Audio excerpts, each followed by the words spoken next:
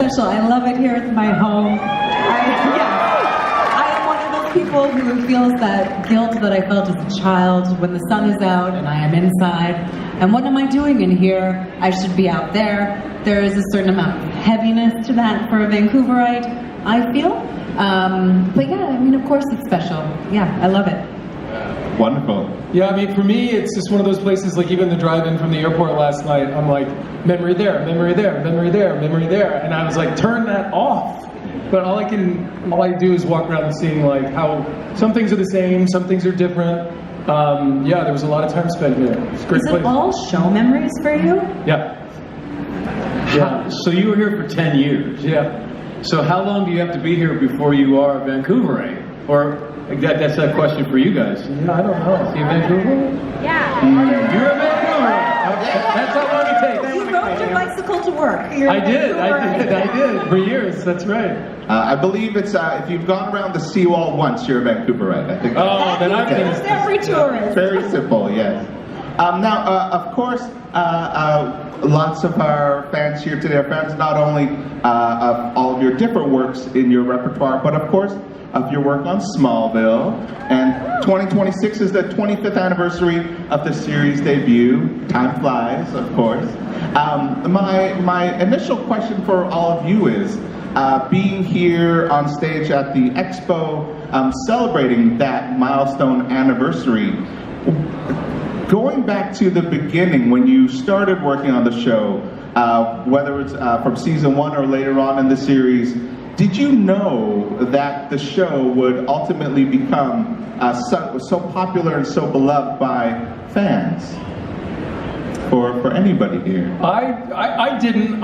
It was, I mean, I had done a little bit before but it was the first show I'd ever been on, and certainly the first time I was a lead. And it was such a tornado that there was no time to see it that way. And it just, if some of you remember, it was before really the internet and iPhone. Like BlackBerries and iPhones came out while we were filming, and so there wasn't this place you could go to really see fans' reactions. That was all new, and so and they also tell you at the end of each season you are technically canceled, and for a good duration of the time, we were the most successful show on the network, and they were still like, well, we don't know about next year, and they keep beating you over the head with that you just don't know. Next thing you know, you've got 10 years. Failure. Yeah, exactly. So, no, there were times, and when I wasn't working, I would disappear. So I wasn't really around much to tell me how successful the show was. I just knew we were coming back when we came back. But now, I mean, you look around and it has some resonance. Yeah, I got to see the show before I was in it, and it was awesome. And I was like, that's gonna last. I'm sorry, that's incredible. Yeah. Awesome. Well, before you two, was there a moment when, whether from the beginning or when you joined, that you were like, oh yeah, there's something special here? I was 18 when I got this show, and I knew nothing about the TV business or acting or any of this stuff, and I wasn't. You knew about the acting. You knew. I mean, you're great. Sure, but I didn't know anything about the business of it. I didn't know anything about acting. But I wasn't thinking about it in the sense of, will this last? That wasn't in my mind. I think I was just scrambling to get through the day, the week, the year. But it's incredible. I feel like it's only with this distance that I can understand how resonant it's been for people, when I have a little bit of distance from myself and I can see it through other people's eyes.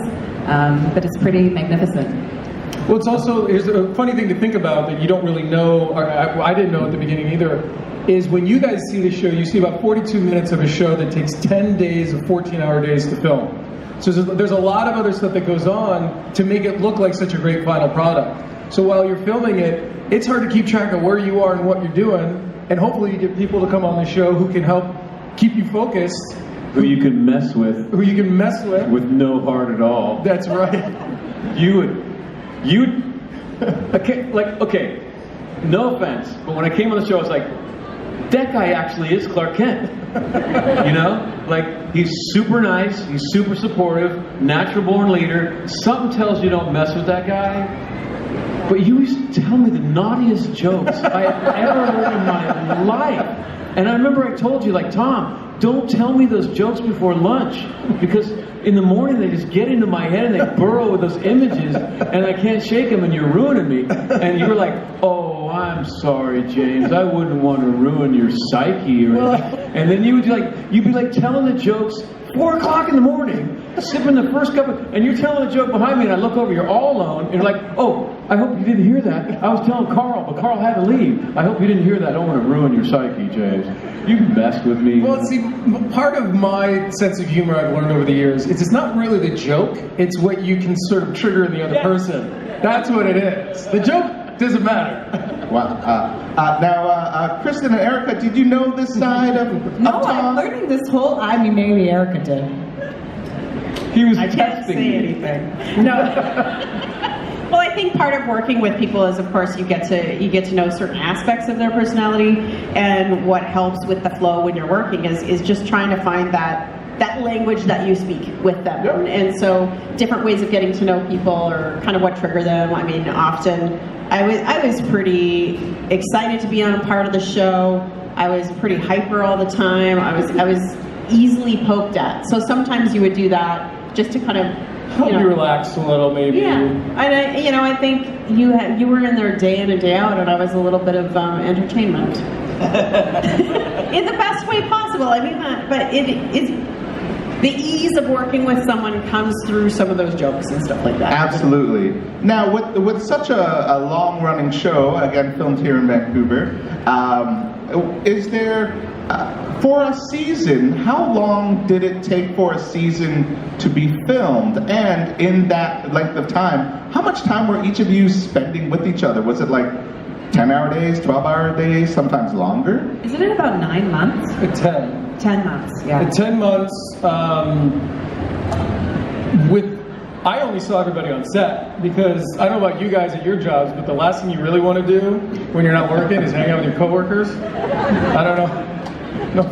But Your family wants to. I would be done at like 6 o'clock in the morning on a Saturday and have to be back at set Monday at 5. I would just go home and do nothing and hang out with my dogs. I didn't have any bandwidth for anything else. But yeah, I was, the most fun days for me was when my first scene was with an actor, and my second scene was with a different actor, a third with a different, because it really helps the day go. When you're with Michael Rosenbaum for 3 scenes straight, It's exhausting. it's exhausting. I feel like I did that more often than you did, though. Probably. Yeah, you had a couple of, like, you had an arc with him for a few seasons, right? I think I only had like 3 scenes, and one of them I walked off mid-scene. And that was at the beginning, and he was just jacking around when I was trying to say one line, and I'm already my own worst enemy, and I was like, screw this crap, I'm out of here, and I just Well, every actor has got a different. set, and Every like, Michael, you hurt her feelings, he's like, what? Because he's totally unaware. Well, And then since he's like, not "I'm so here, sorry." I'll say this, that Michael has a very unique process. And he can goof around, he can jump off the walls, off the ceilings until they start to roll the camera, and he jumps right in. And then the cut, and he jumps back out. I don't really work that way. I kind of have to stay semi-focused, come up for air every once in a while. But Michael, he's an acquired taste at times. He didn't want to come. He hates Vancouver. Don't tell him I said that. I'm just kidding. Totally. Now, with these roles being such a part of your lives for so many years, in your work on Smallville, was there ever a moment where you ever felt more like, oh, I'm becoming more like my character than I realized? Like, did you ever get a chance to maybe even put some of yourself into your respective characters in Smallville, even just a little bit? Yeah, I mean, I think so. I had a conversation with a fan earlier today. They were asking me something that happened in season 5. I put my hand on I did something that wasn't really Clarkish, and with the podcast I did with Michael, I can see where I think I got more comfortable to explore different small things for Clark. If you watch the first season, he's very, standing straight, not a lot of movement. Again, you kind of relax over a couple of years, you maybe get more confident. I don't know if I ever thought how much Clark is like me or vice versa, but I think I was able to get a little more confident as time went on. That's great. Yes. Anyone else?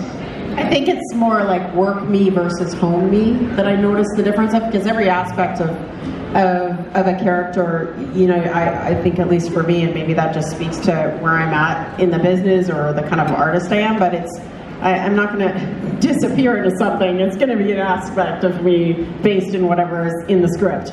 But I would notice that there's a certain level of frenetic energy and like high energy that I have when I'm working versus when I'm home. I'm really quiet and chill. So I would notice that. Sometimes I'd come home and I'd be like, and everybody's like, oh my goodness, just calm down. Calm down a little bit. Leave it on set. Leave it on set. Yeah. Leave that lady on set. So I do. Yeah, I think Tom made this really easy for me without even knowing it, because you said something to the producers, as I understand, that I've always said to producers ever since I found out that you said it to producers, which is, don't tell me anything that the character doesn't know. Yeah. I don't want to pretend like I'm ignorant. I just want to move through this experience like my character. Yeah. So I had no idea what Dr. Fine was up to. that was the thing. Yeah. You didn't know I was Brainiac. Nope. So I know, because of course I have to know, but we're doing these scenes and you're like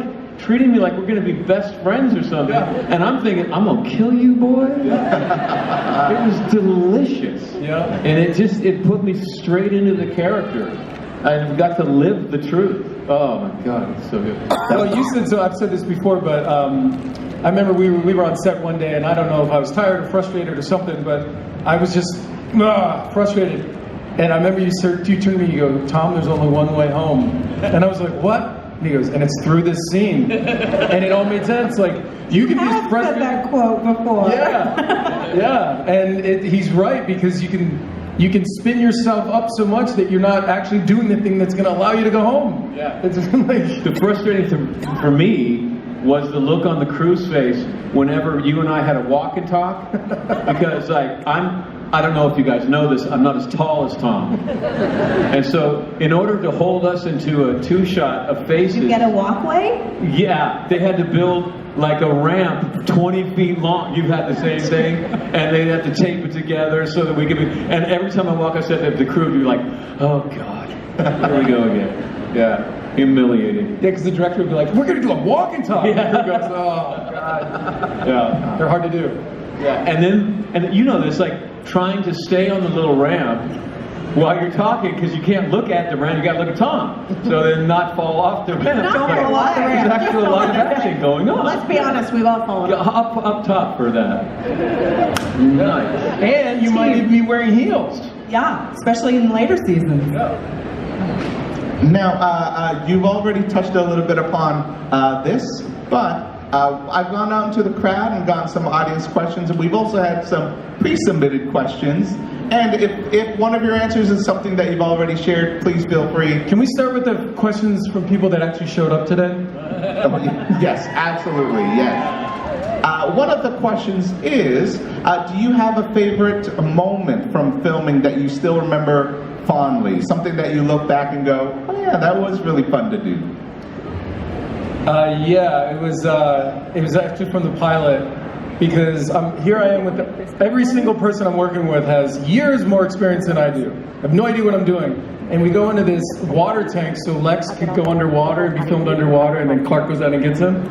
And at the time, I really looked up to Michael as like a talented person. And here he is. They put him down there. They get him ready. They take the oxygen out of his mouth, and he'd freak out. And he'd do the signal, and they take him out. It took a couple times, and he was freaking out. And I remember once, and I'm just on the side of the pool laughing at him. And he's like, "Quit laughing at me!" I'm like, "Just sit in the car. I'll be right there to get you." And it was just, I still laugh. Him and I both still laugh about that, because he was really freaking out, and I was laughing at him. It wasn't very nice, but Awesome. Excellent. Anyone else? it's where our relationship got forged, I think. Some relationships are forged in fire, other in water, apparently. I never have a specific memory. We got to do some fun stuff on Smallville, like going into freezing cold rivers and stuff. But I always just remember being with people that I really enjoyed and spending time with them, and the process was, on the whole, really lovely, and that is what sticks with me the most. Beautiful. Thank you. Excellent. Mine was surviving the Fortress of Solitude with Tom, because you warned me that it was going to be brutal. Yeah. Because the Fortress of Solitude is a white set, and they have to light it really a lot of light to make it glow and everything, which means that the set is actually really hot. And you and I were playing characters that can't sweat. Yeah. You're Superman, I'm a robot. Yeah. And I just remember standing there, and they're just mopping us down again, and we just looked at each other like, and you were like, "Told you, buddy." Yeah.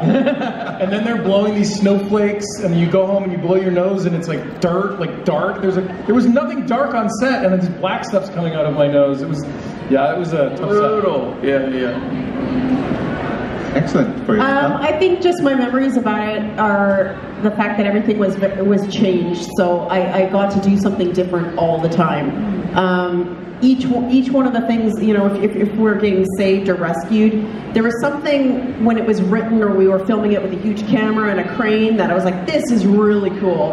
And then you'd get in whatever you had to get in, and you'd be like, this really hurts 4 hours later.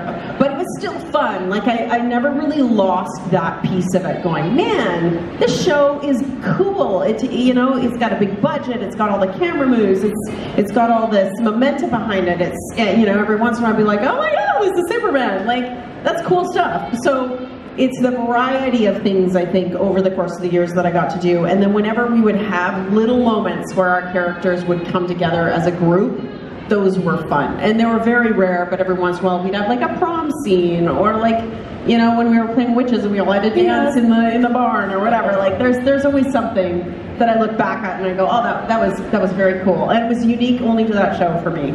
That's awesome. Now, another question from the audience is, before working on Smallville, were any of you comic book fans? I was not. Are you one now? Yes, more so, yeah, and I'm writing a comic. Oh, hey, awesome. A quick plug. What are you writing? It's called Black Star. It comes out in July. It's being published by Titan. There'll be 5 issues.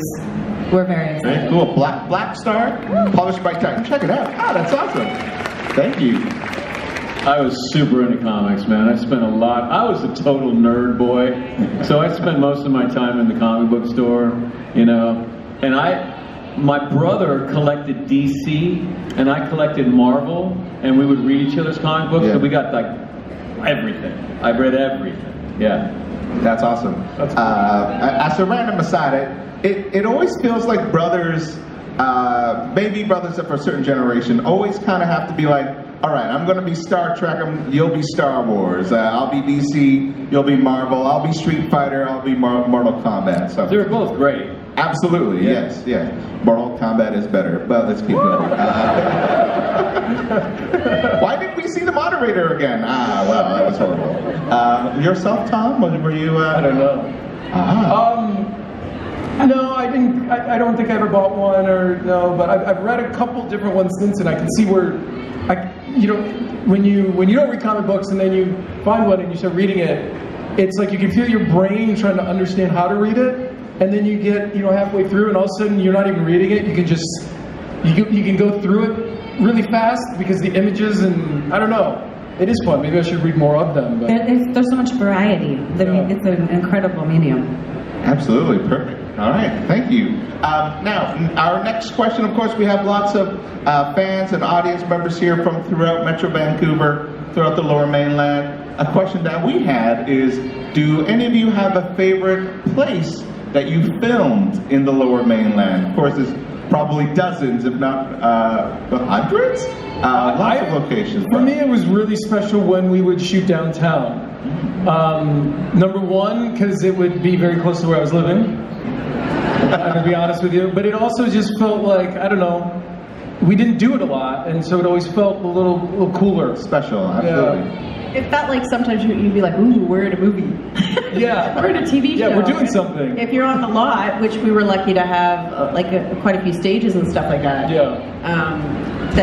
Then that's a little different. I mean, I don't want to make anybody sad, but going out to the farm was quite a long journey. Yeah. So it was a long journey. So for a lot of us, that was, Well, and a lot of, it's just like anybody here who has a commute, that hour and a half, that's off the clock. And you still have to go home later. If anybody commutes, you're not getting paid for that time in the I car. remember driving home from that, and I don't remember aspects of the drive home. Yeah. Like I You were were like, I'm up on the upper levels, like on the North Shore, and I was like, I don't remember how that happened. Because you had to go all the way to the North Shore. Yeah. Oh. I mean, I liked being out at the farm. I wasn't there often, and it was kind of nice because I knew what it meant, to everyone. But that was a long haul. Awesome. And then a follow-up question for audience member over here. Did you ever film specifically in Fort Langley? Was there ever any filming in Fort Langley? All right, yeah. I feel like we did. Yeah. You mean in the pretty little town of Fort Langley? Yes. I don't know if we filmed in the pretty little town of Fort Langley. It might have been like some Around. dilapidated home or something that somebody was this hiding Fort in the Langley- basement. Yeah, beautiful. It's so pretty. Yeah. Perfect. All right. Our next question, speaking of being around Metro Vancouver, any favorite restaurants that you discovered back when you were working here for so long, or even now? Tojo's. Tojo's. All right. Perfect. That was an old staple. Yeah. Is it still around? I believe so. Yes. Yeah. Tojo's still around? He has a huge restaurant Yeah. space now, though. He Oh, used to be okay. in that small space upstairs. Yeah. But yes, Huh. a friend of mine did a documentary about him. It's really interesting. No. Yes, it just came out. Yeah. it was- At Fifth, like At- 2 years ago, yeah. Yes. Oh, it was check it out. the Daruma. Yes, exactly, yes. I also saw it. It was also good. Yes. Excellent. Now, another. UBC was nice to film at too. The university, when we'd shoot there a lot, you and I, on the campus. That was cool. Yeah, that was You really remember Yeah. so much about shooting with James. Yeah. I enjoyed my time with James. I felt safe. Interesting. Now, perhaps another audience wanted you to perhaps put on a different hat, not just being one of our wonderful actors on the show, but if you were one of the writers or showrunners of Smallville and could have made one change to the show, what change would you have wanted to make and why? I would have kept James Marsters playing Brainiac. That was heartbreaking. Same. Fortunately, everyone else was doing a really good job of it. It made it twice as hard, man. I was like, come on, man. Yeah, I have a really good manager, which meant that I'm really expensive. Yeah. I think one of the lingering questions, because I think we all have an idea of where Clark and Lois end up, but I don't think we really know whatever happened to Lana. You know? She is a mystery. Yeah. I always thought she became a superhero somewhere else. So did I. Oh, maybe. I like that. There you go. Now we know. Hawkwoman. Okay. Now, do any of you have any favorite memories of meeting fans, whether here at the expo or after the show? Any special moment that reminded you, oh yeah, that thing I worked on did touch and did impact people? Just today, I had a young man walk up to me and he said, and this is always funny when some people really know the show and they assume that I do too. And it's sweet. And he goes, do you remember the last episode of season 7? And I was like, I didn't want to say no. And he goes, in the fortress? And I was like, And he goes, Clark was holding a baby? And I was like, yeah. And he goes, that was me 18 years ago. Yeah. And I was like, oh, he's here today. And he's a really sweet dude. And I asked him if he ever got into acting. And he goes, no. And that was really, really special to kind of, I don't know, it's cool. That's really beautiful. Is that baby here? Is that Is he in here? Where are you, baby? He seemed pretty cool. I don't know if he just wanted to say something and probably leave. I don't know if he's a panel guy. Wow, the baby on the Nirvana album cover, baby held by Superman. There you go. Not bad. That's not bad. Excellent. Anyone else? I mean, Totally off topic. Okay. Great. But I remember when I met you, because we were talking about the final season where you finally put on the cape, right? And you told me when I met you back in season 4 that you were never going to do that because for whatever reason. And I was like, you know what? You don't put on the cape. On the final episode, you should put on the glasses. Like you should have, like the final scene should be you and your dad. Before your dad was killed, we didn't know that. It happens. It should be you and your dad, and you do the Clark walk, and your dad goes, "No, man, that's not it. You still look like you got balls, man. You gotta walk a little less like that, Clark." And you finally get the Nebuchadnezzar kind of walk down. He's like, "That's it." Yeah. And then you put on the sunglasses, you put on the glasses, get your briefcase, and walk down the dirt road toward Metropolis, because that's the fake identity is actually Clark Kent, it's not Superman. Yeah, I thought that was pretty. I thought you should have done that, man. And trust me, just because you have glasses on, people still know who you are. I've tried it, and you're still cool. Yeah. You know what?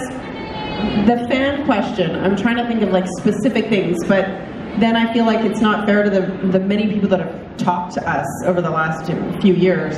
And one of the things that constantly gets me is this like multi-generational thing, this love for the whole mythology of this show, and how people come to me and say, this is something I watched with my daughters or my dad or my grandmother, and now my kids are watching it, and it's this time that we get to share together. You know, it used to be once a week, and so it was something really, really special. And I'm becoming more sentimental as I get older too. So when people come up and talk to me about that kind of thing, I kind of go, okay, we're hanging on to some really good, simple family stuff, and I love that. That's beautiful. Thank you so much for sharing. I think that it's similar for me, Erica, where it doesn't feel like it's one particular thing, but there are so many people where this resonated for them so deeply at a particular point in their lives, where it gives people hope and meaning. And I think when you're struggling, or you're being bullied, or you're going through a loss, or people seem to come to Smallville to feel safe and to feel, comfortable. And I think that's really, really special, especially now. Absolutely. Now that I'm older. There was also a woman and her daughter here, and you know, so much time has gone by now that you meet these people that look like grown-ups, and they're like, man, my mom loves you. And you're like, that's great. And this mother and daughter today she's like, my mom showed me the show. It was great. It was the only hour that we were not allowed to talk to her. Did you hear about the people who only watched the mother only watched the show when you took your shirt off? Yeah. Which didn't, if you really think about it, because we do the podcast, Clark doesn't take his shirt off a lot. Erica definitely took her shirt off. I had to do it way more. I mean, but you know, whatever. I can tell my kids that at one point I did that, and then, well, how long do we want to talk about this? And regrets and things you can learn and silver linings and all that. You know, picking up on what you said, I think that Smallville was the most intelligent adaptation of Superman ever, because it's got a problem. Any writer that writes for Superman has this problem, which is like, how do you get Superman into a true adventure? How do you get him to risk everything to save people when he's invulnerable? And I remember talking, Al Goff, who's the showrunner, we went out to dinner to see if I would come on the show, and I'm like, Al, I gotta admit something to you, I'm a Batman guy. And he's like, why? And I said, because when Batman goes to work, you don't know if he's coming home, because if you shoot him, he's dead. So Superman's gonna be fine, but Superman can get into danger if you pull out kryptonite, and they do it for every movie, every single one, and you can do that in a movie because you only do it once, but you can't pull out kryptonite every week. What are you going to do? And Alan looks at me and he goes, James, my Superman is a teenager. He's vulnerable to everything. And I dropped my fork and I was like, you've solved it. That's genius. And so coming to your point, it's a show for everyone who's been a teenager. It's for anyone who's grown up. Yeah. You can relate to the characters in the show, and it just explodes its ability to connect with the audience. They're all trying to grow up. Yeah, I'm still trying. Right. By the way, this is James's first ever Smallville panel in the world. Isn't he doing great?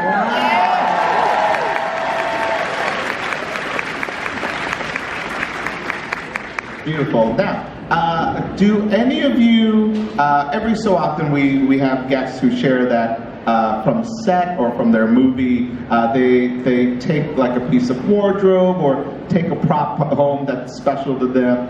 Do any of you have something from your time on Smallville that, that too, anything from your time that you still have as memorabilia to remind you of your time? I took vampire teeth that are somewhere in my house, I don't know where, and I have a decryptonated kryptonite necklace somewhere. Wait, did you take those teeth? Or did you like forget you had them on? Oh, with me. And then you just didn't bring them back? I must have taken them. How could they have ended up in my bag? I don't know. I must have taken them just to remind myself of how wonderful that episode was. You were probably like, if I take these and they can't find But them, wait, they won't James, make me wear them James, again. Question: did you lisp all the time with vampire teeth on?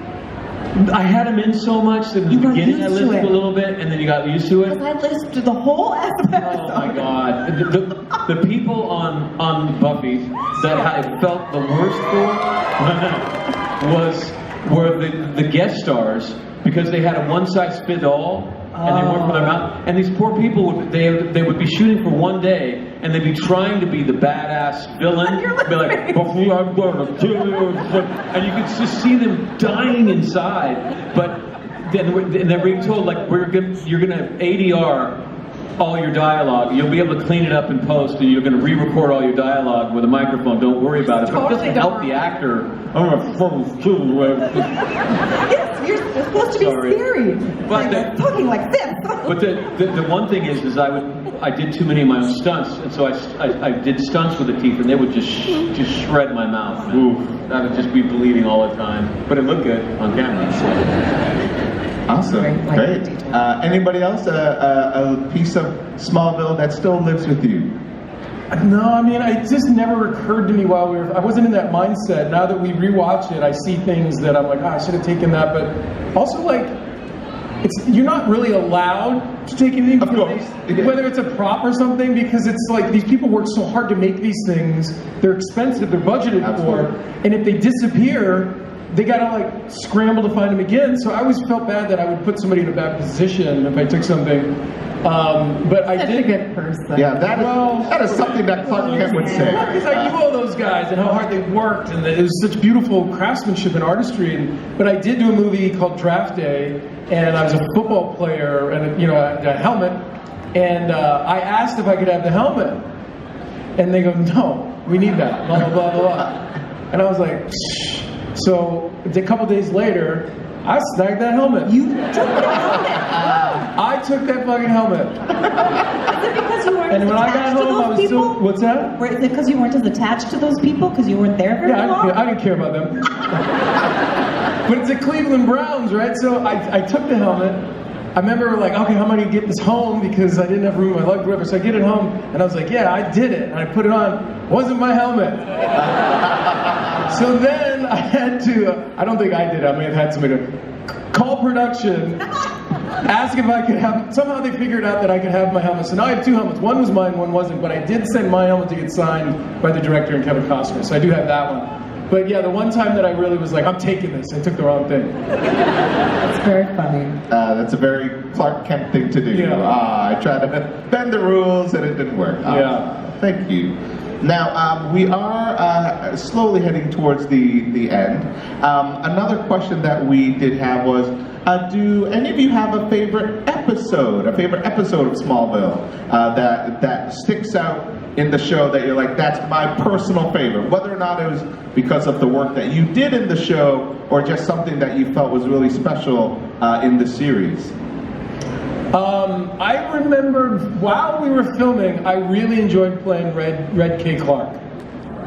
But since having rewatched it, I'm like, bro, what are you doing? Like, what I thought I was doing did not turn out to be what I saw later. And I feel like I could, hindsight's 2020, but my favorite episode is an episode called Transference where Clark and Lionel switch bodies. And that, I hold John Glover in such high esteem, and he's so talented. that I just remember like, you know, feeling like I put my big boy pants on and like really had to like dig in there, and I'm really proud of that one. Yeah. Thank you. Excellent. I always say I love Lexmas. I think it was because it was a nice light, like I suddenly just could be just light and free because it's all in his headspace, and that was really a nice time, Michael and I, on that episode. Beautiful. Thank you. Excellent. There's so many things that I got to do that were cool. So I don't actually have a specific episode. I like to season 8 and moving past that because selfishly I got to be more involved and I was able to be a journalist and things you know just got more interesting for me that way. I felt like I had an arc to follow. But like, yeah, sometimes it was just so different, you know, I'd be jumping out of a cake or falling off a building or, you know, but anything where I got to kind of banter and fight with Clark was generally my favorite time, because why not? Absolutely. I remember really looking forward to our fight.